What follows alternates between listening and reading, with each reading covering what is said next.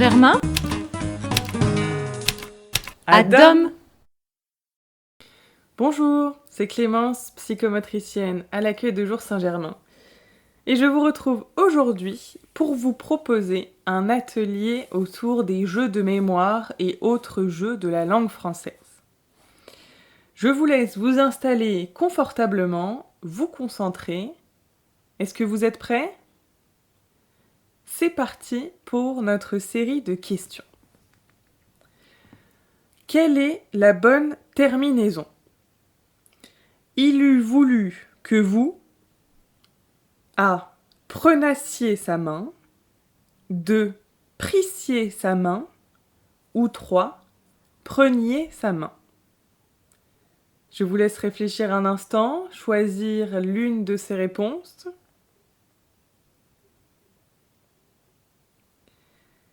Et la bonne réponse est la réponse B. Il eût voulu que vous prissiez sa main.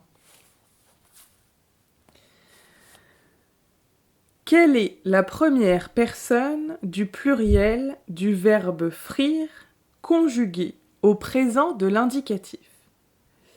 Est-ce A. Nous frions, B. Nous frîmes ou C.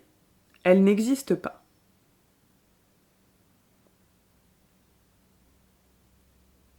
Et la bonne réponse est elle n'existe pas.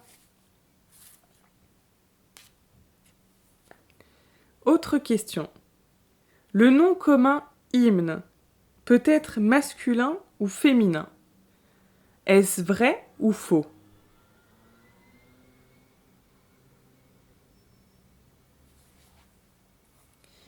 Eh bien, c'est vrai. Hymne est masculin dans son acception la plus courante, au sens de chant national. Mais ce mot est féminin quand il s'agit d'un chant liturgique de l'Église catholique. Je vous propose maintenant des questions concernant les expressions françaises. Première question. Quel bulbe est utilisé dans plusieurs expressions du langage courant pour désigner le fait d'être trop couvert, ou une action réalisée avec beaucoup d'attention, ou encore une disposition rectiligne.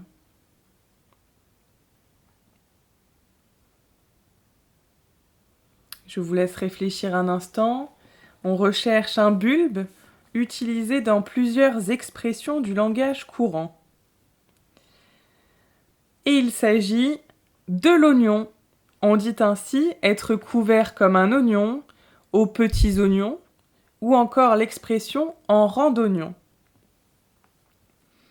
Pour continuer avec les expressions, je vous demande de trouver le plus d'expressions possibles faisant référence au pain.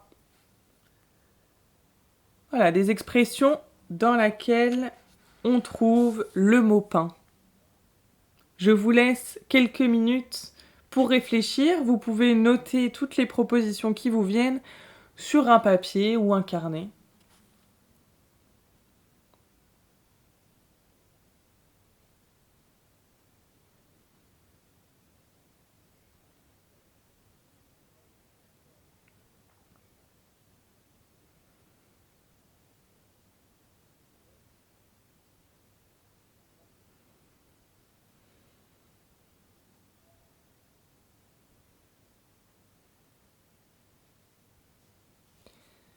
Avez-vous trouvé ?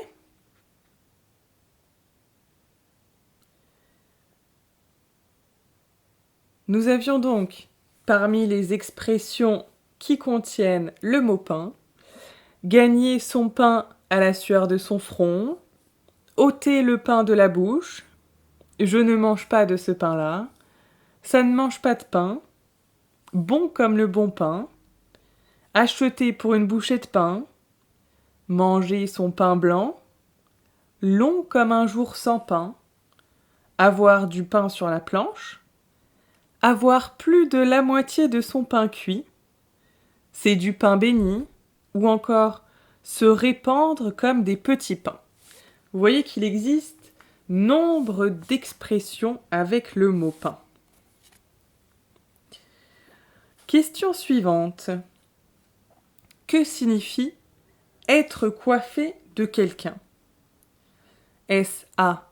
Être excédé par cette personne, en avoir ras la casquette. B. Être amoureux de cette personne. Ou C. Être parrainé, guidé par cette personne. Que signifie être coiffé de quelqu'un?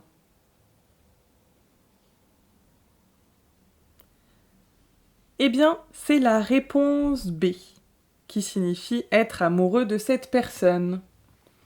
Être coiffé, c'est être épris. Cette expression est très proche par son sens d'avoir le béguin, sachant que le béguin est un petit bonnet en toile. Dans les deux cas, on peut comprendre que, lorsqu'on est amoureux, on ne voit plus que l'autre, comme un chapeau trop grand descendant devant les yeux. Ou encore que ce chapeau empêche de discerner les défauts de l'être aimé. Autre question. De quelle langue étrangère provient l'expression « se faire appeler Arthur » ? Est-ce A. l'allemand, B. l'anglais ou C. l'italien?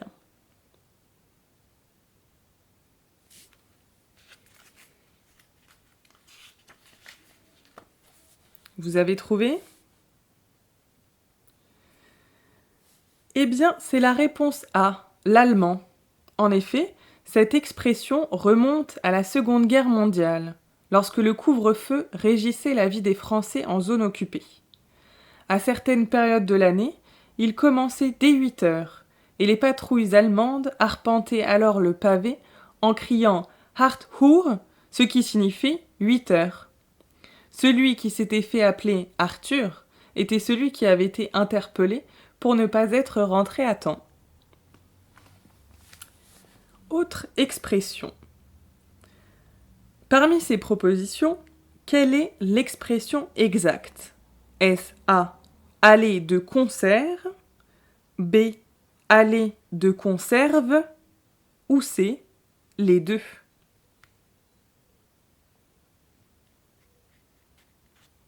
Vous avez une petite idée?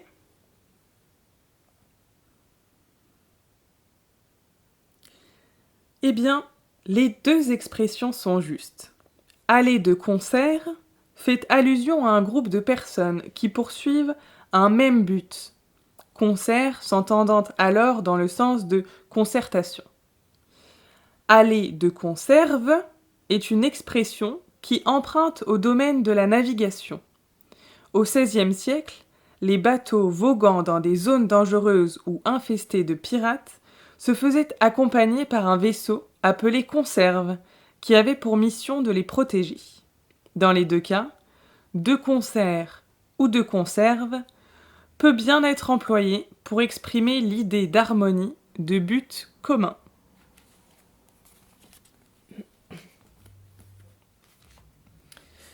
Je vais maintenant vous demander de trouver le maximum d'expressions avec le chiffre 4. Quelles sont les expressions qui contiennent le chiffre 4?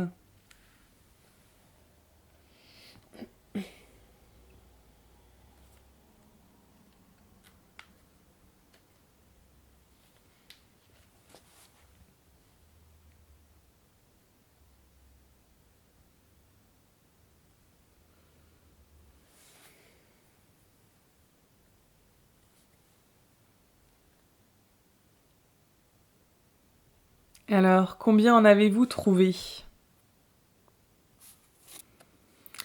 Nous avions comme expression un de ces quatre, être tiré à 4 épingles, dire ces 4 vérités, couper les cheveux en 4, aux 4 coins du monde ou encore entre 4 planches. J'espère que vous en avez trouvé quelques-unes. Sinon, vous allez pouvoir vous rattraper avec les prochaines questions qui concernent l'histoire des mots. Et pour la première question, je vous demande, à l'origine, que réclamaient les Bretons qui baragouinaient? Est-ce A, du pain et du vin, B, des crêpes et du cidre, ou C, du travail?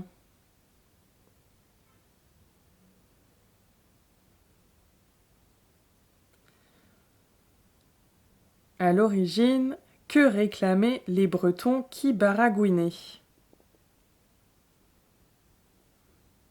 Et il s'agit de la réponse A, du pain et du vin. En breton, bara signifie le pain et gouine, le vin. Il semble que le mot baragouiner ait été formé de l'assemblage de ces termes à force d'entendre les soldats bretons réclamer du pain et du vin sans que leur requête n'évoque rien de connu. Question suivante. Qu'est-ce qui provoquait un rire sardonique à l'origine? Est-ce que c'est A, une maladie psychique dégénérative, le sardonisme, B, la consommation d'une fleur toxique, une renoncule appelée sardonia, ou C, l'abus d'alcool? À votre avis, qu'est-ce qui provoquait un rire sardonique à l'origine? Une maladie psychique dégénérative, la consommation d'une fleur toxique ou bien l'abus d'alcool?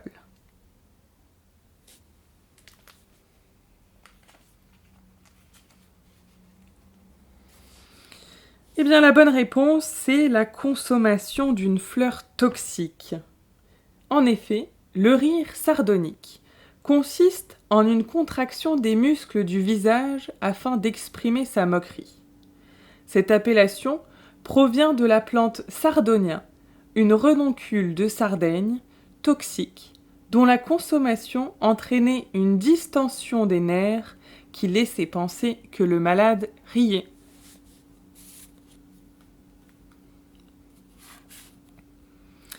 Allez, dernière question sur l'origine des mots. À quelle occasion retentit le premier rire homérique? Est-ce A, lorsque les compagnons d'Ulysse furent changés en truies par Circé?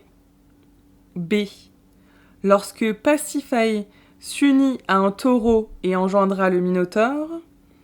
Ou C, lorsque les dieux constatèrent qu'Héphaïstos était cocu? On part dans la mythologie pour cette question.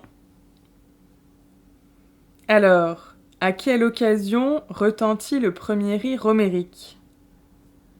Lorsque les compagnons d'Ulysse furent changés en truies par Circé? Lorsque Pasiphae s'unit à un taureau et engendra le Minotaure? Ou bien lorsque les dieux constatèrent qu'Héphaïstos était cocu?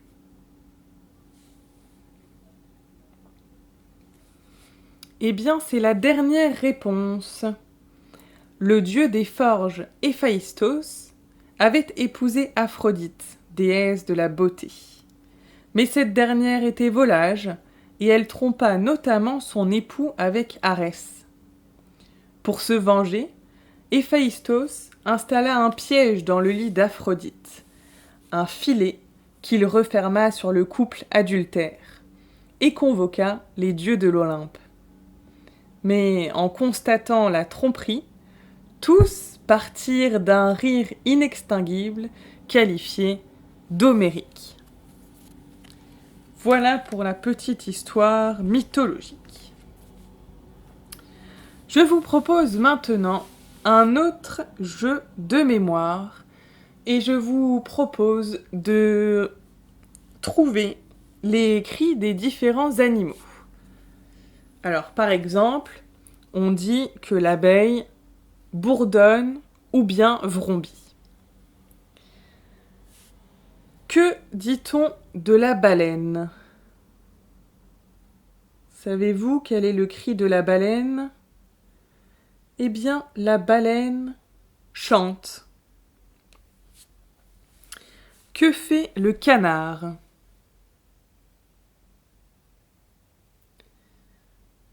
Il cancane ou nasille. La chauve-souris. Pas évident celui-ci. Eh bien la chauve-souris grince, étonnamment. Plus facile.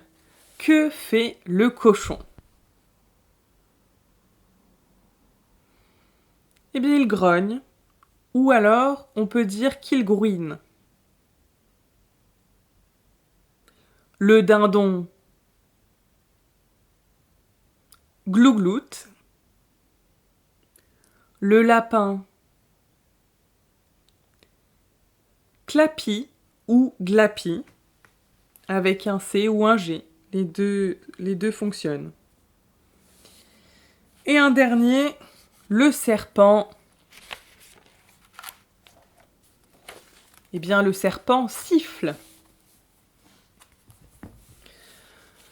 Après les animaux, je vous propose de passer à un peu de géographie et plus particulièrement, je vais vous demander de trouver les capitales des principaux pays européens. Alors, la capitale de l'Allemagne, c'est Berlin. La capitale de l'Autriche est Vienne. La capitale de la Belgique, c'est Bruxelles.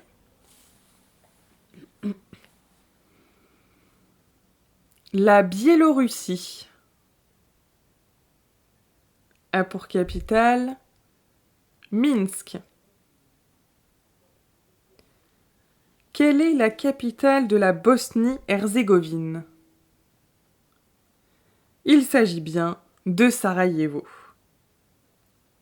La capitale de la Bulgarie, c'est Sofia. Celle de Chypre et Nicosie. La capitale de la Croatie, c'est Zagreb. La capitale du Danemark, Copenhague. En Espagne, la capitale est Madrid. La capitale de l'Estonie, c'est Tallinn. Quelle est la capitale de la Finlande? Il s'agit d'Helsinki. Allez, facile, la capitale de la France. Bien évidemment, c'est Paris. La capitale de la Grèce, Athènes. La capitale de la Hongrie et Budapest. La capitale de l'Irlande, c'est bien Dublin. Et pour l'Islande, c'est Reykjavik. En Italie, la capitale est Rome. Ah, plus difficile, la capitale du Kosovo. Est-ce que vous savez ce que c'est? Il s'agit de Pristina. La capitale de la Lettonie, c'est Riga. La capitale du Liechtenstein. Encore un peu difficile. C'est Vaduz. Celle de la Lituanie, savez-vous? C'est Vilnius. La capitale de Monaco. Eh bien, c'est Monaco. La capitale de la Norvège, Oslo. Aux Pays-Bas, c'est Amsterdam. La capitale de la Pologne, c'est bien Varsovie. Celle du Portugal, c'est Lisbonne. En République tchèque, la capitale est Prague. En Roumanie, il s'agit de Bucarest. Le Royaume-Uni, évidemment, la capitale, c'est Londres. En Russie, c'est Moscou. La capitale de la Serbie est Belgrade. La capitale de la Slovaquie, Bratislava. La capitale de la Slovénie. Avez-vous une petite idée? C'est Ljubljana. La capitale de la Suisse, c'est Berne. La capitale de la Suède, c'est bien Stockholm. Et pour terminer, la capitale de l'Ukraine commence par un K. Il s'agit de Kiev. Voilà pour nos questions sur les capitales européennes. Pour terminer cette séance de jeu de mémoire, je vous propose de trouver, à partir des mots que je vais vous donner, s'ils sont féminins ou bien masculins. Évidemment, j'ai cherché les plus difficiles, ceux où on se trompe très souvent. Donc, c'est normal si vous ne trouvez pas tout, mais ça nous permettra d'apprendre de nouvelles choses. Alors, parmi les mots que je vais vous proposer, il va falloir trouver si c'est féminin ou masculin. Premier mot, est-ce que le mot tentacule est féminin ou masculin?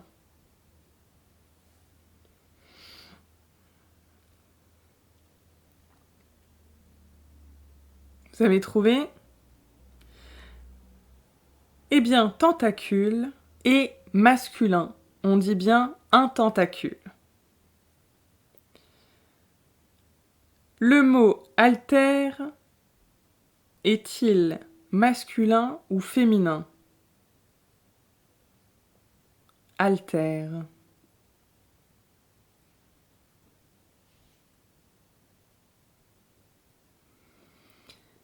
C'est un mot masculin. Un altère. Qu'en est-il du mot oasis? Est-ce qu'on dit un oasis ou bien une oasis? C'est une oasis, c'est féminin.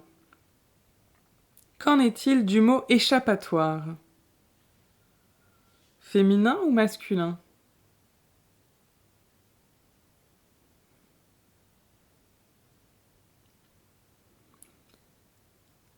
On dit une échappatoire. Le mot alvéole est-il masculin ou féminin?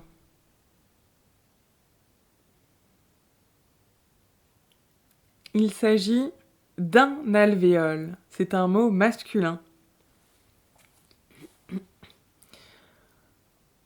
Le mot pétale est-il masculin ou féminin?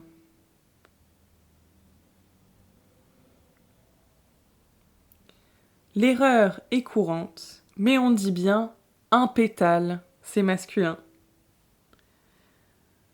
Le mot suivant est apogée. Est-ce qu'on dit un apogée ou bien une apogée? Eh bien, il s'agit d'un apogée, c'est masculin. Qu'en est-il du mot effluve? Est-ce masculin ou féminin?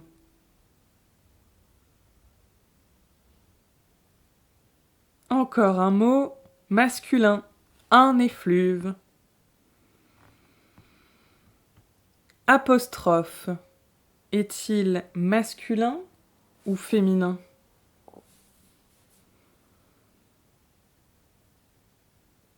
Eh bien, on dit une apostrophe.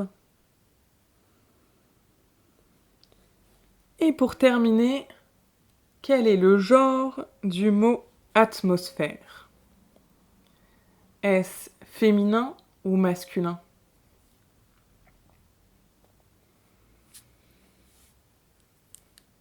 Eh bien, nous disons une atmosphère. C'est féminin. Voilà, j'espère que vous en avez trouvé quelques-uns, même si, évidemment, j'ai choisi les plus difficiles. En tout cas,